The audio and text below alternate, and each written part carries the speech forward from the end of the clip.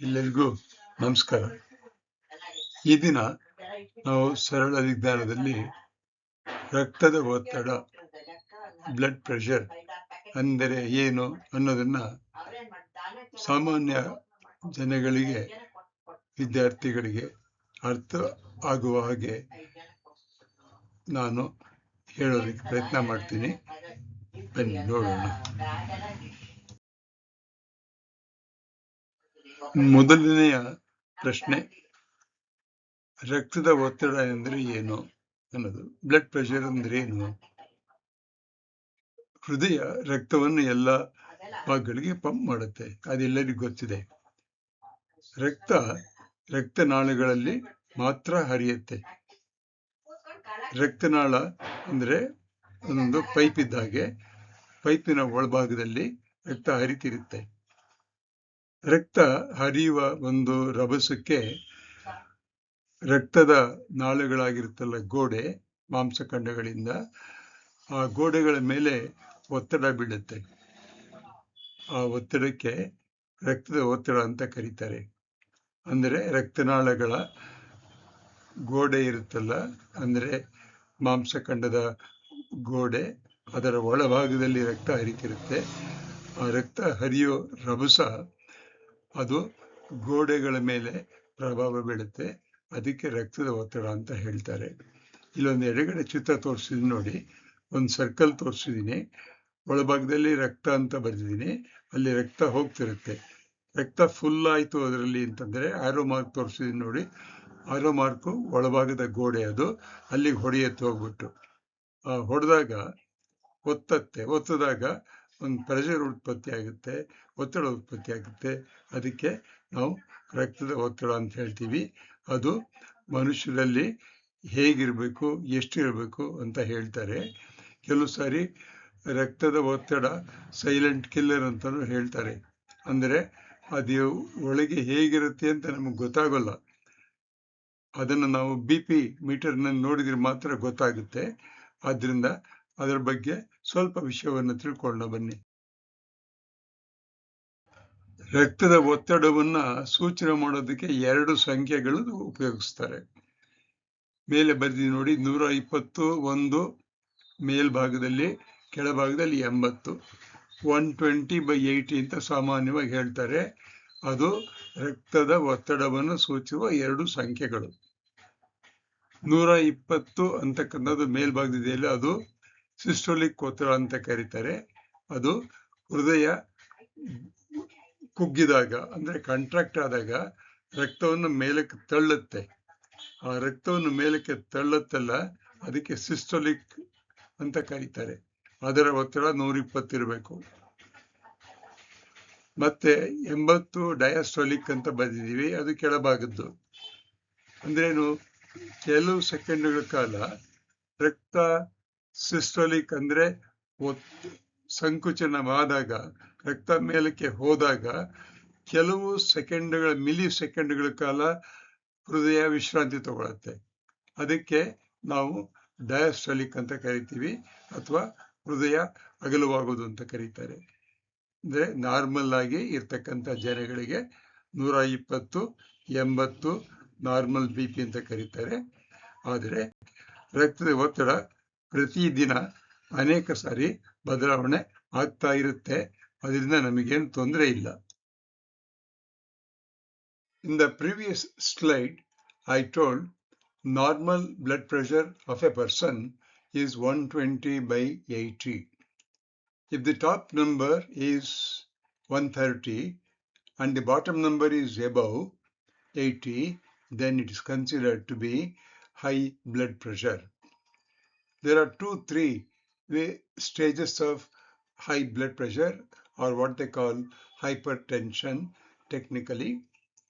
Top number 130 to 139 and bottom number 80 to 89, either of the two is considered to be stage 1 of high blood pressure. If it is little more, 140 above, 90 or more below, then it is considered to be high blood pressure stage 2. then you have to consult the doctor. Then comes, if the top number above 180 and the bottom is above 120, then call the doctor right away. You have to meet the doctor right away. You cannot escape such a high blood pressure. Let's come to what's called hypotension, means low blood pressure, low BP. If the upper number instead of 120, if it is 90, and the lower one instead of 80 to 60, then it's called hypotension. ಆಗ ತಲೆ ಸುತ್ತತ್ತೆ, ದೌರ್ಬಲ್ಯವಾಗುತ್ತೆ, ಬೀಳೋಗಾಗುತ್ತೆ, ಮೂರ್ಛೆ ಬರುವ ಭಾವನೆ ಬರುತ್ತೆ, ಕಣ್ಣು ಕತ್ಲಿಟ್ಕೊಂಡು ಹೋಗ್ಬಿಡುತ್ತೆ. ಅದು ಒಂದು. ಜೊತೆಗೆ ನಿಮಗೇನಾದರೂ ಡಯಾಬಿಟ್ಸ್ ಇದ್ರೆ, ಲೋ ಬಿ ಪಿ ಆಗಿ ಡಯಾಬಿಟ್ದು ಶುಗರ್ ಜಾಸ್ತಿ ಆದರೆ ಕೆಳಗಡೆ ಬೀಳ್ತೀವಿ. ಇದು ನನಗೆ ಎಕ್ಸ್ಪೀರಿಯನ್ಸ್ ಆಗಿದೆ. ಒಂದು ಸರ್ತಿ ಲೋ ಬಿ ಪಿ ಅಂದರೆ ಮೇಲ್ಭಾಗದ್ದು 80 ಇತ್ತು, ಕೆಳಭಾಗದ್ದು 60 ಇತ್ತು. ಶುಗರು ತುಂಬ ಲೋ ಆಯಿತು. ಅವತ್ತು ಹೊತ್ಕೊಂಡು ಬಿದ್ದು ಆಸ್ಪತ್ರೆಗೆ ನನ್ನನ್ನು ಅಡ್ಮಿಟ್ ಮಾಡಿದ್ರು. ಆದ್ದರಿಂದ ನಿಮಗೆ ಲೋ ಬಿ ಪಿ ಇದ್ದು ಡಯಾಬಿಟಿಕ್ ಇದ್ರೆ ಅಥವಾ ಹೈ ಬಿ ಪಿ ಇದ್ದು ಡಯಾಬಿಟ್ ಇದ್ರೆ ದಯವಿಟ್ಟು ಡಾಕ್ಟರ್ನ ಕನ್ಸಲ್ಟ್ ಮಾಡಿ. ನಮ್ಮ ಬಿ ಪಿ ಹೆಚ್ಚು ಕಡಿಮೆ ಆಗ್ತಿರೋದಕ್ಕೆ ಕೆಲವು ಕಾರಣಗಳಲ್ಲಿ ಒಂದು ಕಾರಣ blood vessels. Blood vessels may change. It might help in raising the BP or lowering the BP. Example ತಗೋಣ. blood vessels ನ್ಯಾರೋ ಆಗಿ, ಸ್ಟಿಫ್ ಆಗಿ, ಸ್ವಲ್ಪ ಒಳಭಾಗದ ಗಾತ್ರ ಕಡಿಮೆ ಆದಾಗ, ವಾಲ್ಯೂಮ್ ಕಡಿಮೆ ಆದಾಗ, ಆಗ ಹೈ ಬಿ ಪಿ ಆಗುತ್ತೆ. B P goes up. ಯಾತಕ್ಕೆ ಆ ರೀತಿ ಆಗುತ್ತೆ ಅನ್ನೋಕ್ಕೆ ಬೇಕಷ್ಟು ಕಾರಣಗಳಿವೆ. ಅದನ್ನ ಇಲ್ಲಿ ನಾನು ಹೇಳೋಕ್ಕಾಗಲ್ಲ. Vessel wall thicken. ಕೆಲವು ಸಾರಿ ಬ್ಲಡ್ ವೆಸಲ್ಸ್ನ ಇನ್ನರ್ ವಾಲ್ ಇದೆಯಲ್ಲ, ಅದು ದಪ್ಪ ಆಗ್ಬೋದು, ಅಥವಾ ಹೊರಗಡೆ ಭಾಗ ಅದು ದಪ್ಪ ಆಗುತ್ತೆ. ಆ ದಪ್ಪ ಆದಾಗ long term B P, high B P ಆಗುತ್ತೆ. ಅಂದರೆ artery walls muscles get thicker, so pressure stays quite high. ಇಲ್ಲಿ ಕೆಳಗ ಭಾಗದಲ್ಲಿ ನಾನು ECG ಅನ್ನು ಮಾಡೋದು ತೋರಿಸಿದ್ದೀನಿ. ಅದನ್ನು ಮುಂದೆ ಹೇಳ್ತೀನಿ ಏನು ಅಂತ.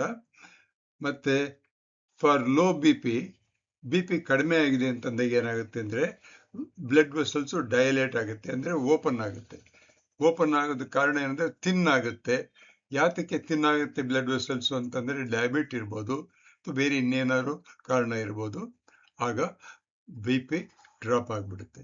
ಸೊ ಬಿ ಪಿ ಡ್ರಾಪ್ ಆದಾಗಲೂ, ಲೋ ಬಿ ಪಿ ಆದಾಗಲೂ ಕಷ್ಟ, ಹೈ ಬಿ ಪಿ ಆದಾಗಲೂ ಕಷ್ಟ. ಆದ್ದರಿಂದ ಮನೆಯಲ್ಲಿ ಒಂದು ಬಿ ಪಿ ಆಪರೇಟರ್ಸ್ ಇಟ್ಕೊಂಡು ವಯಸ್ಸು ಆದವರು, ಎಸ್ಪೆಷಲಿ 70 ವರ್ಷ ಮುಗಿದ ಮೇಲೆ ಆಗಿಂದಾಗೆ ಬಿ ಪಿಯನ್ನು ಚೆಕ್ ಮಾಡ್ಕೊಳ್ತಾ ಇರೋದಕ್ಕೆ ಪ್ರಯತ್ನ ಮಾಡಬೇಕು.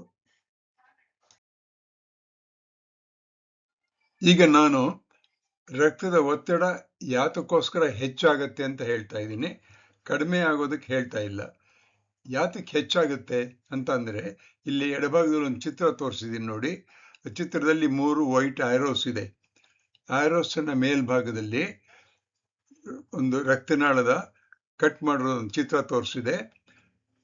ಕೆಲವು ಸರ್ತಿ ರಕ್ತನಾಳದಲ್ಲಿ ಆ ಬಿಳೆ ಬಣ್ಣದ ಒಳಭಾಗದಲ್ಲಿ ಇದೆಲ್ಲ ಸುತ್ತಲೂ ರಿಂಗ್ ತರ, ಅದು ಅಲ್ಲಿ ಏನೋ ಕೆಲವು ಸಣ್ಣ ಕಣಗಳು ಕೂತ್ಕೊಂಡಿದೆ.